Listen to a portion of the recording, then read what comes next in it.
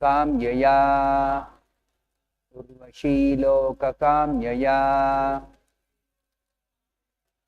sthali sthanam gato shvatham shami garbham vilakshyasaha tena dve arani krutva urvashi loka kamyaya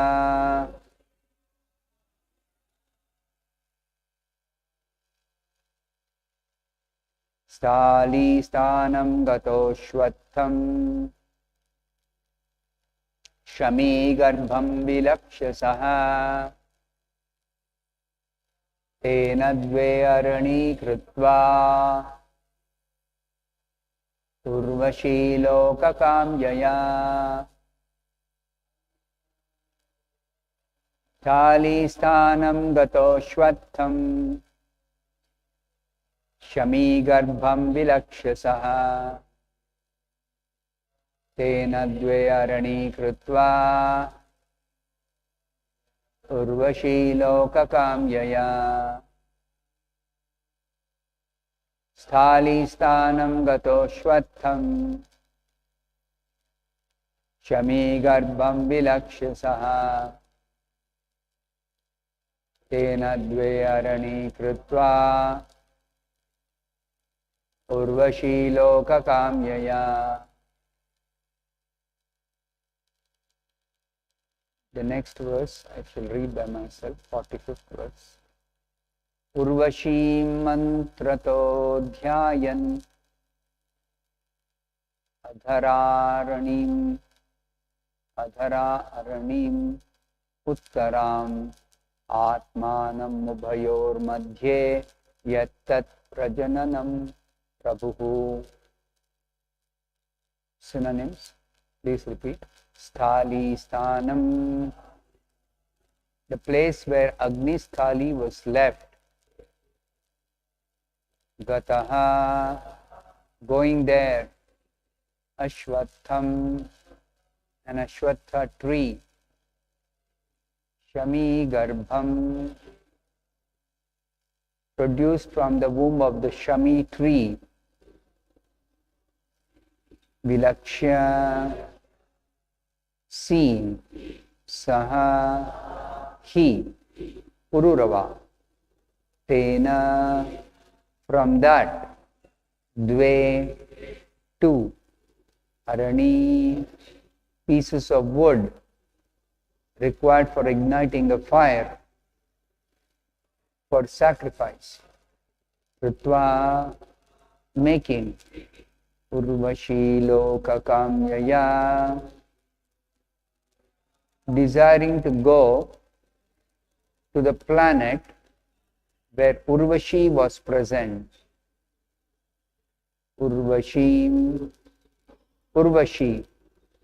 mantrataha, by chanting the required mantra. Dhyayan, meditating upon. Adhara, lower. Arani wood. Uttaram, and the upper one.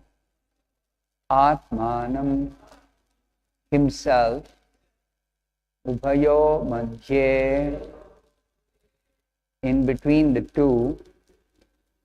Yat tat, that which he meditated upon.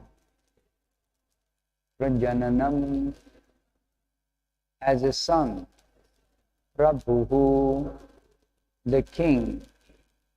Translation and purport by His Divine Grace is Bhaktivedanta Swami Prabhupada. Translation. When the process of fruitive yajna became manifest within his heart, King Pururava went to the same spot where he had left Agnisthali.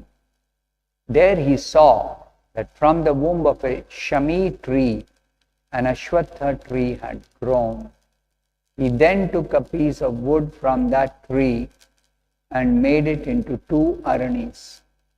Desiring to go To the planet where Urvashi resided, he chanted mantras, meditating upon the lower Arani as Urvashi, the upper one as himself, and the piece of wood between them as his son. In this way, he began to ignite a fire. Please repeat this translation after me. When the process of fruitive yajna became manifest within his heart, King Pururava went to the same spot where he had left Agnisthali. There he saw that from the womb of a Shami tree, an Ashwatha tree had grown. He then took a piece of wood from that tree and made it into two Aranis. Desiring to go to the planet where Urvashi resided, he chanted mantras, meditating upon the lower Arani as Urvashi, the upper one as himself, and the piece of wood between them as his son. In this way, he began to ignite a fire. Purport by Srila Prabhupada. The Vedic fire for performing yajna was not ignited with ordinary matches or similar devices. Rather, the Vedic sacrificial fire was ignited by the Aranis, or two sacred pieces of wood, which produced fire by friction with a third. Such a fire is necessary for the performance of yajna. If successful, a yajna will fulfill the desire of its performer. Thus, Pururava took advantage of the process of yajna to fulfill his lusty desires. He thought of the lower Arani as Urvashi, the upper one as himself, and the middle one as his son. A relevant Vedic mantra quoted herein by Vishwanath Chakravarti Thakur is Shami Garbhat Agnim Mantha. A similar mantra is Urvashyam Urasi Pururavaha. Pururava wanted to have children. Pururava wanted to have children continuously by the womb of Urvashi. His only ambition was to have sex life with Urvashi and thereby get a son. In other words, he had so much lust in his heart that even while performing yajna, he thought of Urvashi instead of thinking of the master of yajna, Yagneshwara, Lord Vishnu. Thus ends the Bhaktivedanta purport. Om Ajnanatimmirandasya Jnananjana Shalakaya Chakshurun Militam Yena Tasmai Shri Gurave Namaha.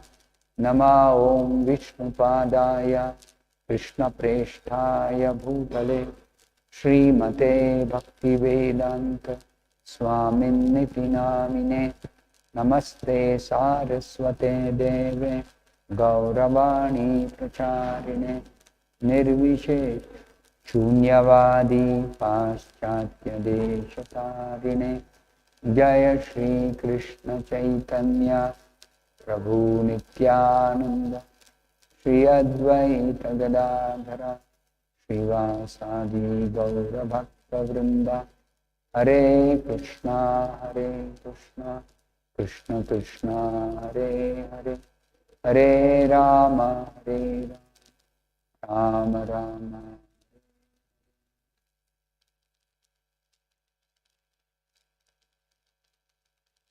This is a very instructive chapter. It teaches us that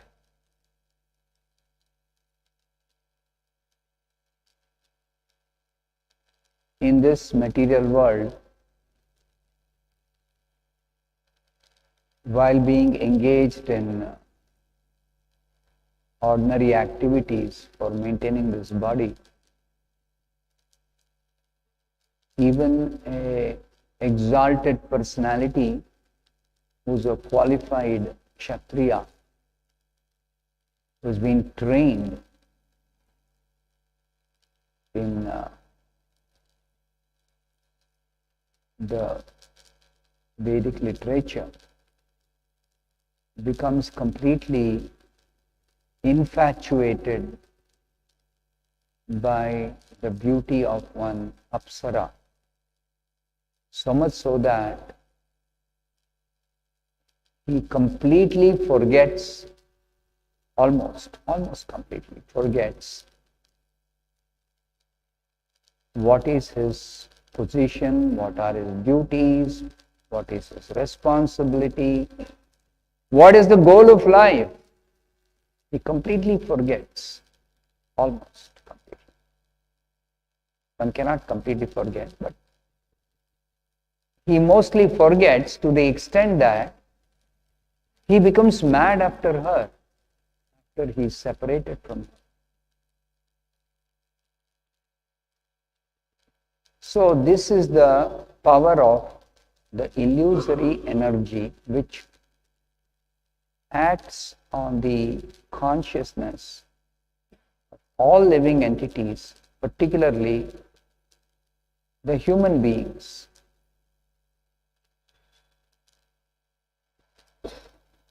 Krishna says in the Bhagavad Gita, Daivi hyesha gunamayi mama maya duratyaya. This material energy consisting of the three gunas is Krishna's divine energy. Even though the scriptures say Krishna has an inferior energy called the material energy and a superior energy called the spiritual energy. But still, even the inferior energy, because it is Krishna's energy, is divine. Is divine. Then why is it called inferior? It is divine energy.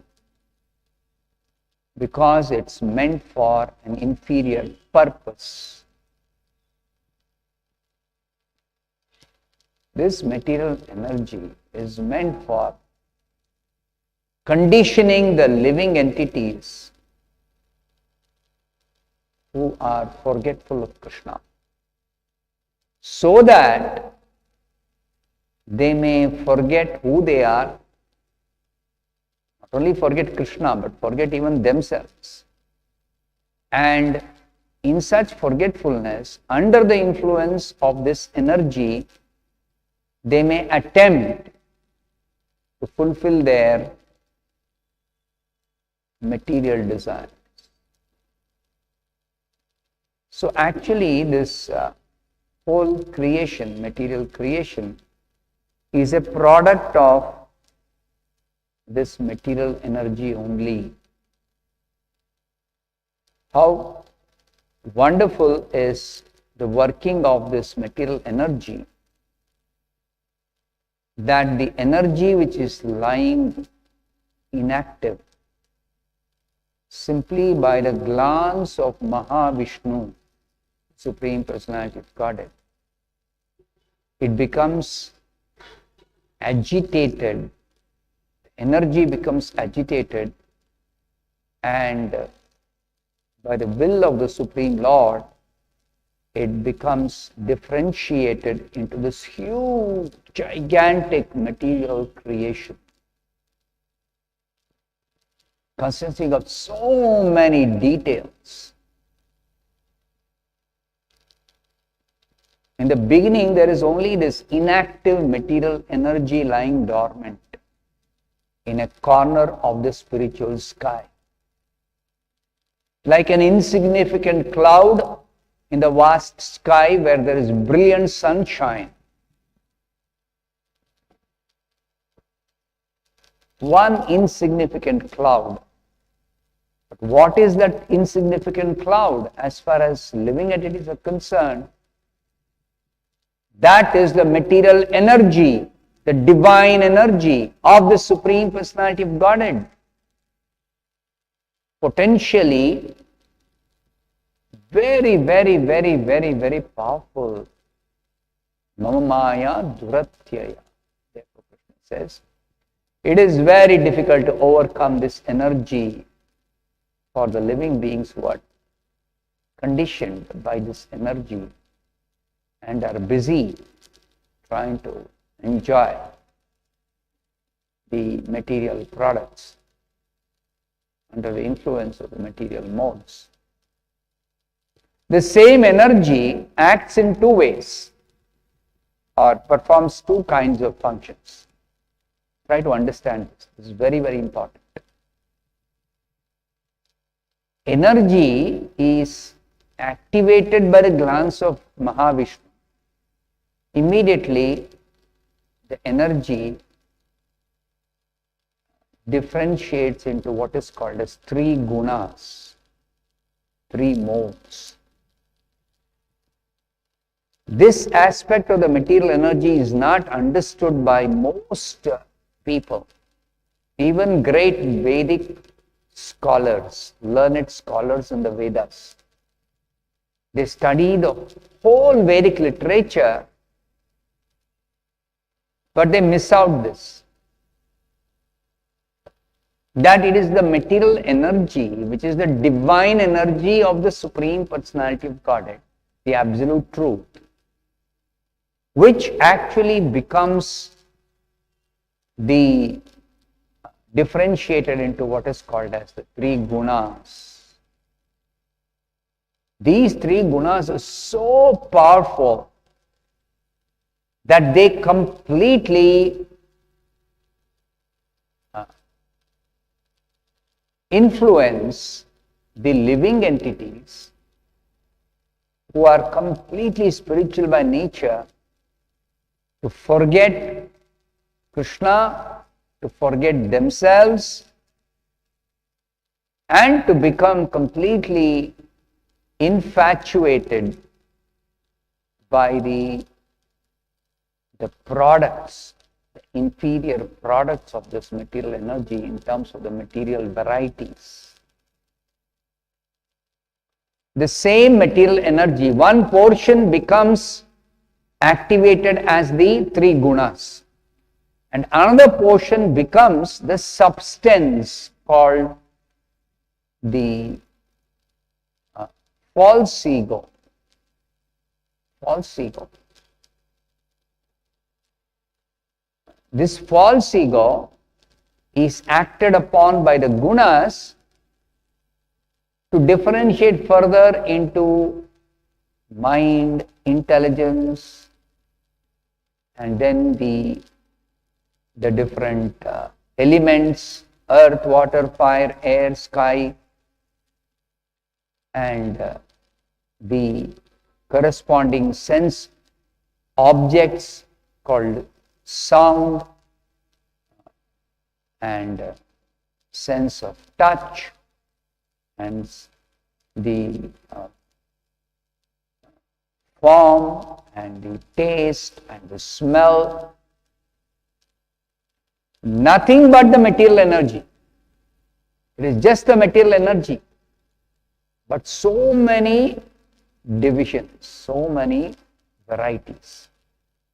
And then initially it is just one material energy called Mahatattva. But the three gunas, then the elements, then the three gunas acting on the elements, producing the divisions, 24 elements. One Mahatattva becomes 8 elements and then the 24 elements. And these 24 elements combine to form virtually unlimited varieties. And these varieties also can be understood as the different bodies of the living entities. Different bodies of the living entities. But because the energy itself belongs to the Supreme Lord Krishna, therefore, the entire manifestation of this energy as the whole material universe itself is described as one form of the Supreme Lord Himself, the universal form of the Lord, Vishwarupa. Try to understand that the energy in the form of this universe is nothing but the differentiated energy. First differentiated into the gunas, then differentiated into the elements, and the elements combined by the action of the gunas into varieties, and these varieties are all different bodies of the living entities. But this entirety of the whole universe is described as the body of the Lord. Why? Because it is the energy of the Lord. Therefore, His body, because it's His energy. Also, it is described as His body because He enters into this universe. Only then it begins to get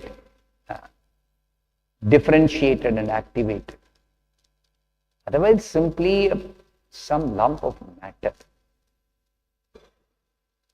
The universe, when it is initially generated in seed-like form, it is simply a lump of matter. Simply some inert energy in the inert state. It has no potency of its own. It has no potency of its own. So that potency or energy is activated when the Lord enters. When the Lord enters this each universe in its seed-like form, and then the Lord's presence makes everything happen. The universe develops, and after the universe develops, then the Lord arranges for the living entities to be impregnated into this universe, and the living entities take birth as living beings, spirit souls with material bodies. But then these living entities with material bodies, they have got a concocted idea of enjoyment. They want to enjoy independent of Krishna. Therefore, there is a necessity to enable their enjoyment for the Lord to arrange for their bodies to be differentiated further as the senses of action, senses of perception, then mind, intelligence, false ego, different parts of this material body.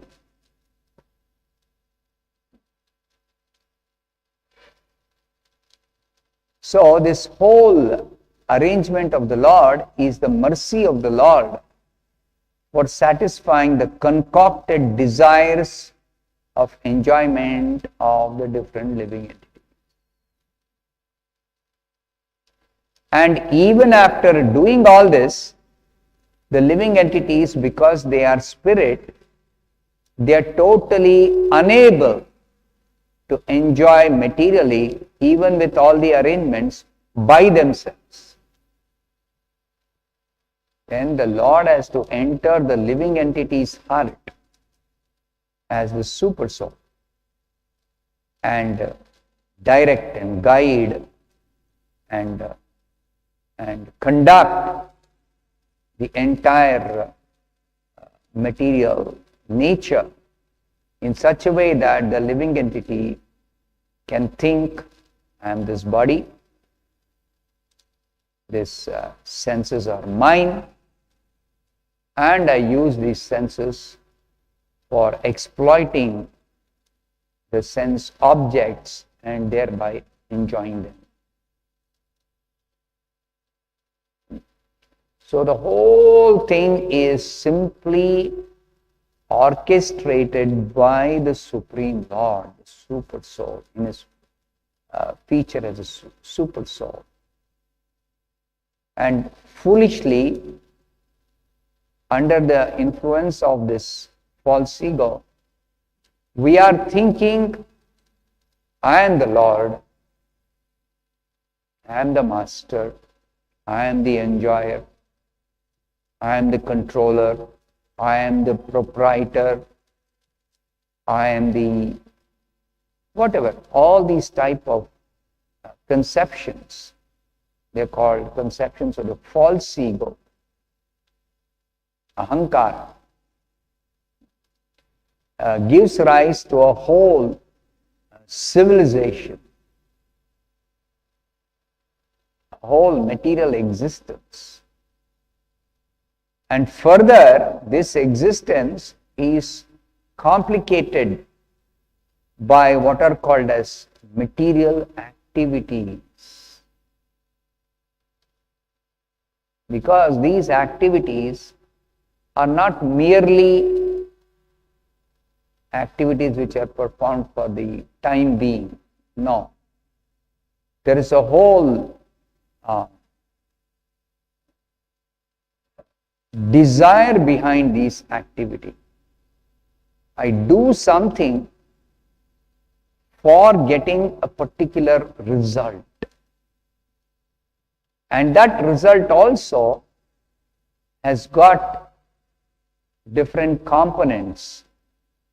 Just like we do some work, we want some gross result as some product. We want some subtle result as some satisfaction of the mind or satisfaction of the intelligence,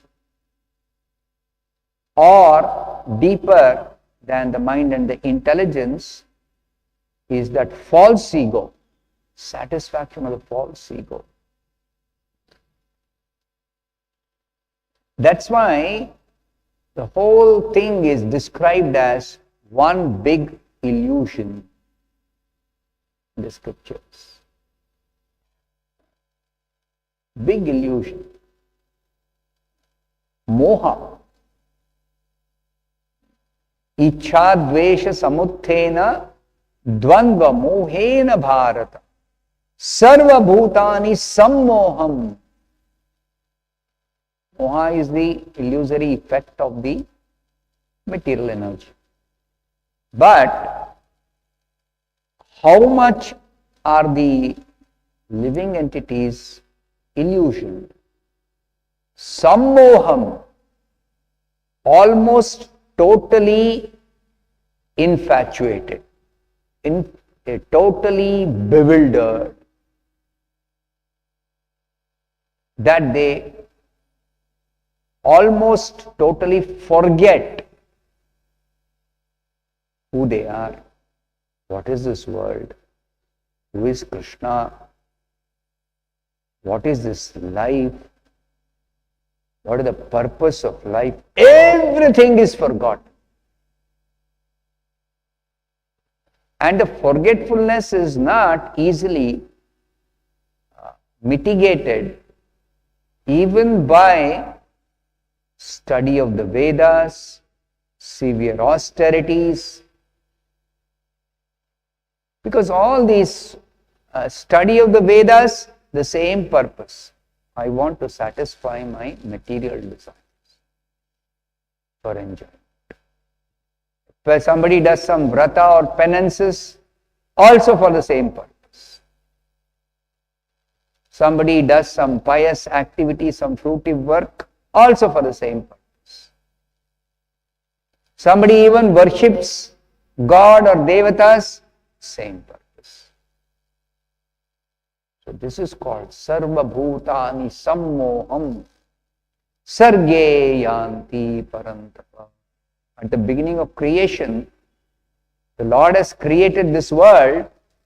In the beginning, all these living entities with so many desires for enjoyment to facilitate that. And that is possible only when they get a material body and they are taking birth in this material body, and then they have got the stock of these desires, and then the Supreme Lord as Super Soul has to remind them of their desires, and then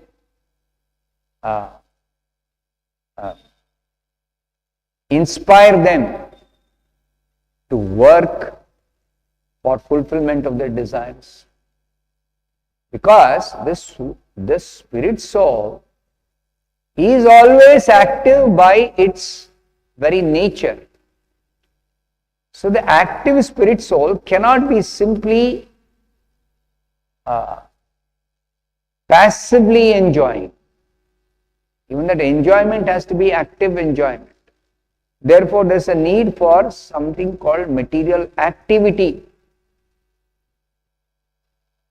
And this material activity has to result in some material gain, some material result.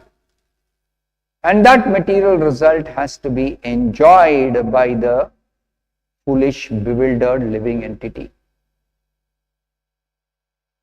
You see how it is a whole massive arrangement by the most merciful Supreme Lord.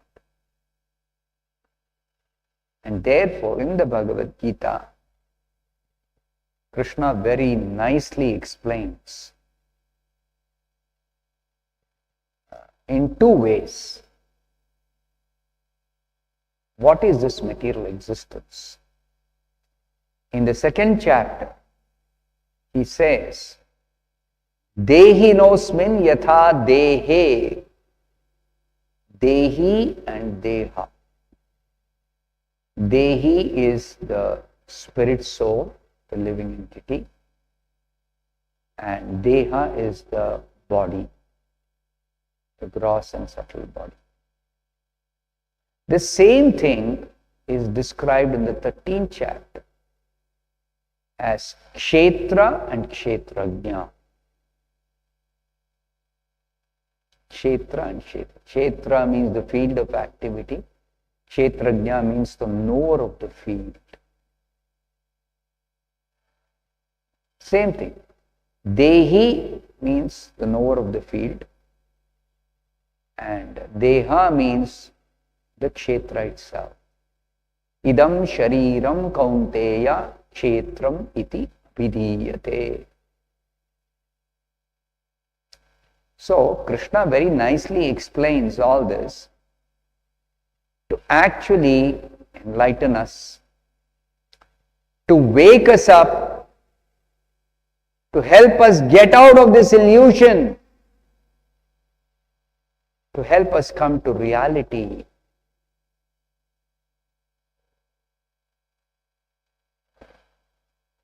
That's why he has spoken the Bhagavad Gita. But even the Bhagavad Gita, because the living entities are sammoham, completely bewildered, they will concoct their own interpretation. and understand something else from the Bhagavad Gita than what Krishna is trying to explain.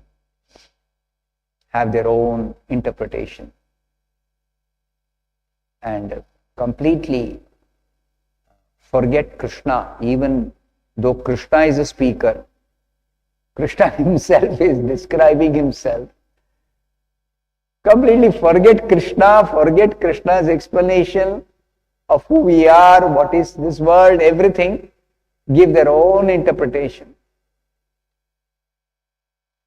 And even have the audacity to write, Krishna says, surrender to me. No, you should not surrender to Krishna.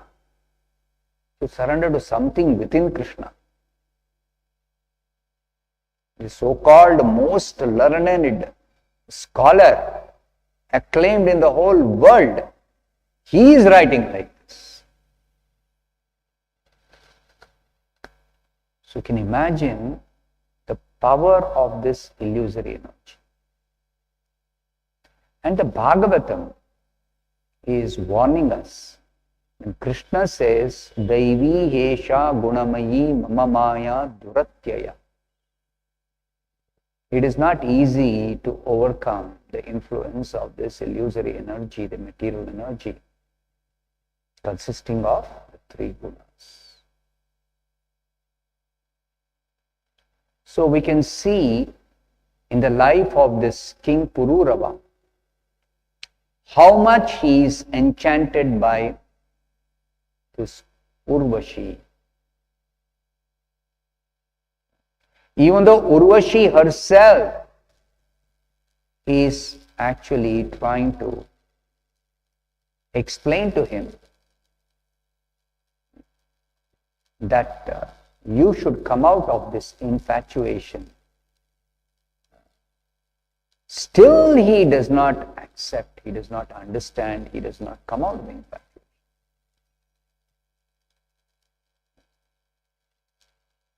So this Vedic sacrifice, the purpose is to satisfy the master of the sacrifice, the Supreme Lord, Yagneshwara, Lord Vishnu. But here this Pururava is performing the sacrifice, meditating upon the arani wood which is used to prepare the sacrificial fire. The lower arani as Urvashi, upper arani as himself, and the piece of wood between them as his son. Where is this whole concoction coming from? It is coming from his fertile brain. Please understand this.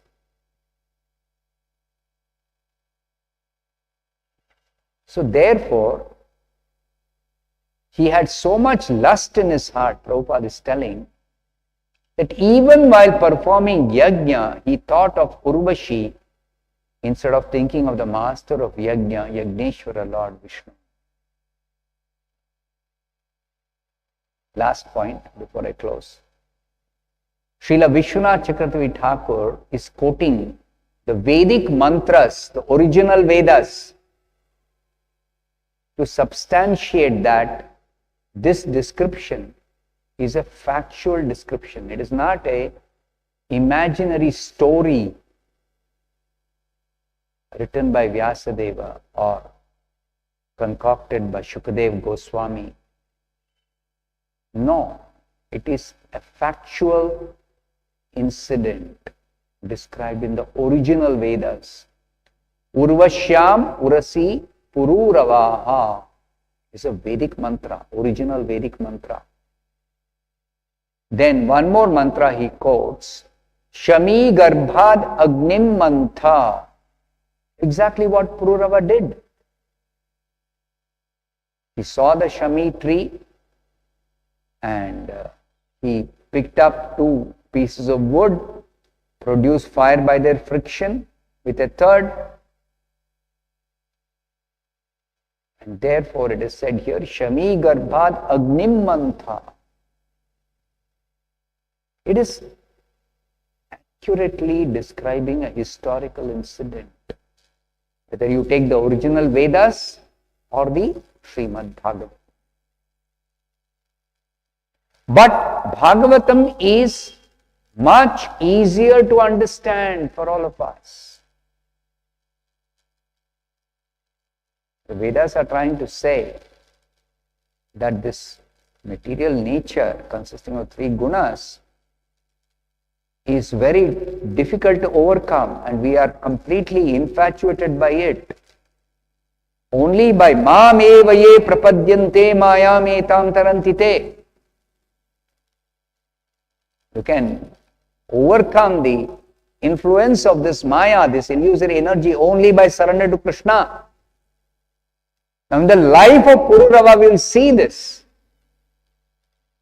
How he finally surrenders to Krishna and comes out of this infatuation. So Bhagavad Gita is like the Upanishad, which is giving in a code form. What is this world? Who am I? Who is God? What is this material existence?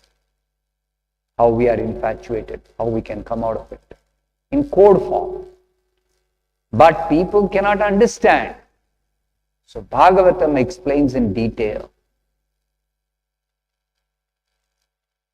by giving factual, historical descriptions of personalities in the past, great personalities, big personalities. They got infatuated. Sarva bhutani sammoham. Without exception, every living being, be he Brahma or some ordinary person or some king or some devata or some rishi, the examples are there in the Bhagavatam. And these examples have got a basis in the original Vedas. They are not separately written independently. That's why Srila Vishwanath Chakravarti Thakur is quoting a relevant Vedic mantra to convince us that Bhagavatam is finally to be understood as the explanation of the Vedanta Sutra, and the Vedanta Sutra is the summary of the Upanishads, and the Upanishads are summary of the philosophical essence of the Vedas. So I'll stop here. Grantaraj Srimad Bhagavatam ki jai, Srila Prabhupada ki jai.